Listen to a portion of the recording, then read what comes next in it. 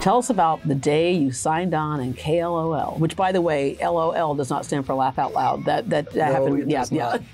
Well, it was August 6, 1970, and we were in the Rice Hotel, and I dropped the needle on the first record on KLOL. You know what it was? What was it? I'm Free by The Who.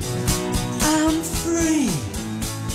Because I'm free was, yeah, right, except there's a little ball and chain to his ankle because you're never really free. Yeah, but there was some freedom at that time. As we know, years later, things became much more regimented in terms of what you could play, when you could play it, how much you could play it. Well, what happened is the music changed. In 1969 and 70, Summer of Love just happened. Vietnam War was going on. I mean, things were different, and the music went with it. So we went with the music. And the Jones family had the great foresight to say, we want a radio station that does that, what you're doing, doing the Flower Power Hour over on the AM station. Come over to KLOL, sign it on, be the first program director, and play this new music. So Led Zeppelin and Janis Joplin and all these bands that were just tearing it up, and people loved hearing it, and it was so different than the top 40 radio. Y'all say you were run by a self-proclaimed 21, 22-year-old crowd of freaks. These were very imaginative people, very imaginative. And the collection, I'm proud of the people that we pulled together to put that station on the air. And from 83 to 95, we really owned the town. It was great fun. But things were so different. I never thought that when I dropped that needle on the record, 50 years later, people would be in a movie theater watching a film about what we did. Yeah. It's flattering to think that people still care about a radio station that has been effectively off the air for 20 years. And there's a reason why they care, and that's where you come into this, Mike. So we talk about 80s, 90s. That's when you had your personal relationship with radio and what radio could do for you. Yeah, absolutely. I mean, I had listened to like 93Q when it was top 40 growing up, and John Lander, who was the Q Morning Zoo, he was real funny, kind of family friendly. But when that went off the air, I'm a freshman in high school at Lamar, and I tuned into KLOL as I'm scanning down the dial searching for something new, and I was like, wow, this is very different. This is exactly what like someone who's 15 would be interested in. Yeah, because you were listening to some naughty stuff. Yeah, too. It was some wild stuff. And really before the internet, you didn't have any way to know about new bands coming out, except maybe magazines, which were usually kind of outdated. And you tune into KLOL, it is like a college crash course in music from the past. And at that point, I mean, they were playing new stuff. And you learned about the bands, and these DJs hung out with the bands, so they're giving you like personal stories about hanging out in the tour bus with them. Yeah. So it totally captures, I think, many Houstonians of the age who like rock music were enthralled with that station for that reason. Then KLOL did something else that was enthralling, the shock jock, even before Howard Stern. Well before Howard Stern, actually, that's right. I brought Stevens and Pruitt to the air in, I think, 85, and got them from Dallas, brought them in, and people thought I was nuts after I put them on the air. The first day, they were calling, going, what have you done? I said, just wait, this is going to be great. Yeah, it's going to be great. How many FCC violations?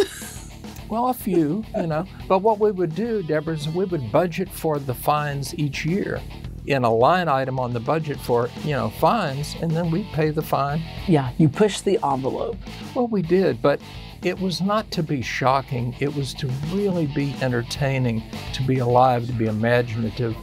And the shock, yes, the shock came, but the whole station had a halo around it that is hard to define, but it was built through a number of personalities, a number of marketing styles, and imaging, visuals. We had great visuals, and all of that with the music worked together to make it something that you cannot recreate today, yeah. I'm sure. One of those personalities was the first lady of rock and roll, Dana Steele. Dana, sure.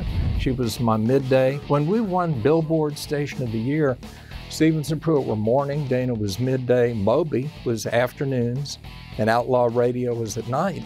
And it just made for an unstoppable station that not only dominated the Houston market, but was one of the top 5 FM rock stations in America. And you talk about, Mike, just the nostalgia behind that, because, you know, sometimes we have that adage that, you know, all good things must come to an end, and the winds of change were happening, even to this day, means so much to you. And it was almost a form of therapy to do this documentary. Oh yeah, absolutely, because Mom had died of younger onset Alzheimer's and my dad had died a couple years before that. And so I was looking, and didn't really realize at the time, looking for some kind of escape almost, and I needed some kind of creative output to focus my energies on instead of grief. And what I found, especially making this documentary that was Houston history, I was going back through old footage, old pictures, and it really brought me back in time doing that. And it almost kind of reminded me of when my family was around. It was kind of emotional looking at old 90s and 80s footage and looking at the old photos. So I feel like it kind of brought the past back to life. And now that it's released, I'm talking to people who said they've started crying watching the film, and I'm sure they're experiencing exactly what I was experiencing when I was researching and going through all that original footage. Yeah, it reminds me of when Astroworld shut down. Oh, and everyone absolutely. went, wait a minute, everyone had a story connected to it, but when you talk about radio, you have many, many more people who had a story connected to it, because it wasn't just KLOL in Houston, right?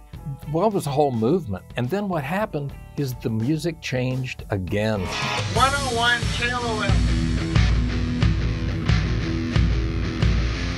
In '95, when the alternative rock thing came in so strongly, I wound up going over to start the Buzz, and that was in April of '95. And you just couldn't be one radio station again playing 2 very different kinds, styles, feelings of music. At one time you had families that owned radio stations, right? Yes. And small investment groups, but then became the big corporations and the consolidation, and then things changed. And then I remember when they announced, they said, okay, well, KLOL is going to be something different now. And it went to Latino music. So broadening to who the listening base might be, but it was a decision made for several stations across the country. Right.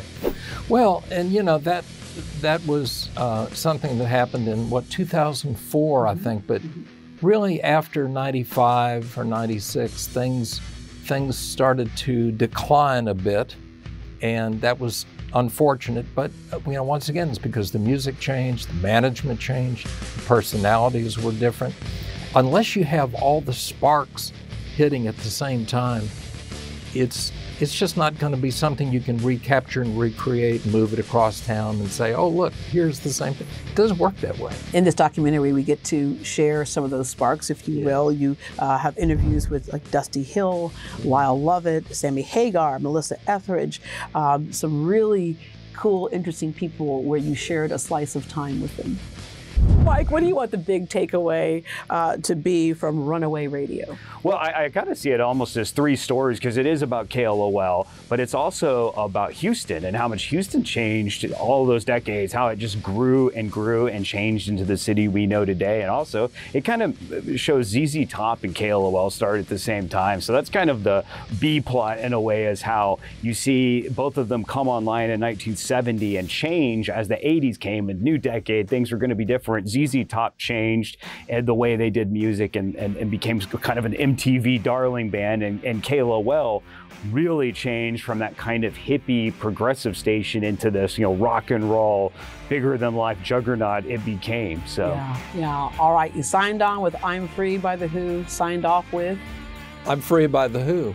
Somebody that John Whiteside actually was there for the sign-off, knew what the sign-on was, and had the presence of mind to say, I'm going to play that same record. Yeah. So you started with I'm Free, you were free to do all kinds of things in the business, and left with I'm Free, you're free of the business. I think that's right. Gentlemen, thank you so much for this. It's always so nice when we can have a little slice of our history that so many people can connect to. It's so Houston. Yeah, it's so Houston. Great way to put it.